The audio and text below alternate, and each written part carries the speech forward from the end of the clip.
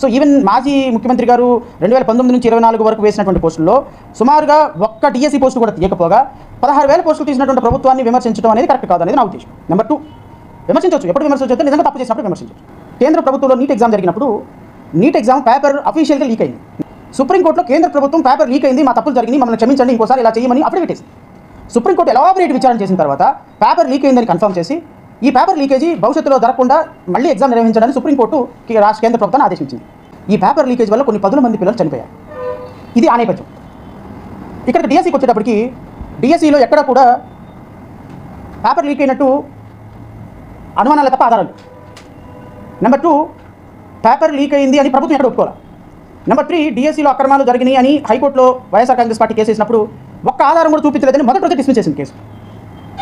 హైకోర్టులో డిస్మిస్ చేసిన కేసు వీళ్ళు సుప్రీంకోర్టు కూడా తీసుకెళ్ళాలి. నెంబర్ 3. నెంబర్ 4, ఈ రిక్రూట్మెంట్ జరిగి 1.5 year పైన అయిపోతుంది.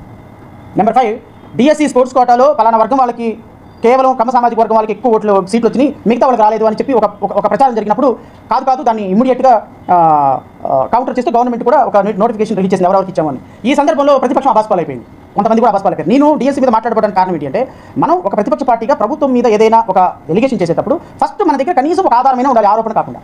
ఎందుకంటే ఆరోపణ కాకుండా ఆధారం లేకుండా ఆరోపణ చేస్తే ప్రజలు నమ్మే పరిస్థితులు లేవు, కోర్టులు కూడా నమ్మే పరిస్థితులు లేవు. మీకు ప్రాథమికమైన సమాచారం లేకుండా మసిగుడ్డ ముఖం మీద పడేస్తే ఖచ్చితంగా మసిగుడ్డ ముఖం మీద పడితే ప్రజలు అనే వాళ్ళ దగ్గర నుంచి అప్రిసియేషన్ రాదు. ప్రజలు అనేవాళ్ళు రేపొద్దున డిఎస్సీల అక్రమాలు చూపించండి అన్నారు, ఏం సమాధానం చెప్తారు?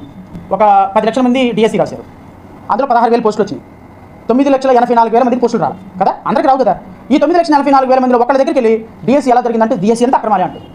సింపుల్ లాజిక్ ఏంటంటే, నాన్ సెలక్షన్ క్యాండిడేట్లు ఎవరి దగ్గరికి వెళ్ళి అడిగినా వాళ్ళు బురదయడానికి ప్రయత్నం చేస్తారు. వాళ్ళందరినీ తీసుకొచ్చి మన ప్రెస్ మీట్ పెట్టి ఇదిగో చూసారు ఇంతమంది కుర్రోళ్ళు వీళ్ళెవరికి ఉద్యోగాలు రాలేదు చూడండి అంటే ఇంకా నవరా సిగ్గుపోదా? సో నేను మా మాజీ ముఖ్యమంత్రి గారికి కానీ లేకపోతే ప్రతిపక్ష నాయకులు కానీ వాళ్ళకి చెప్పేది ఏంటి అంటే, ఢిల్లీలో ఏదో ఉద్యమం జరిగింది కదా, అక్కడ ఆయన రిజైన్ చేశాడు కదా, ఇప్పుడు ఇక్కడ కూడా విద్యాశాఖ మంత్రి రిజైన్ చేయమని కేవలం పొలిటికల్ స్టంట్ కింద అడిగితే అడగని తప్పేం లేదు, దానికి నో డౌట్. నాలాంటి వాళ్ళని కొంచెం మాట్లాడాలి అంటే, వాళ్ళతో గొంతు కలపాలంటే మాకు ఒక ప్రూఫ్ ఉంది. ఆ ప్రూఫ్ లేకుండా ఊరికే గాల్లో మాట్లాడితే మాత్రం డిఎస్సీ అక్రమాలు జరిగినాయి, అన్యాయాలు జరిగినాయి అని ఊరికే మాట్లాడటంలో ఉపయోగం లేదు.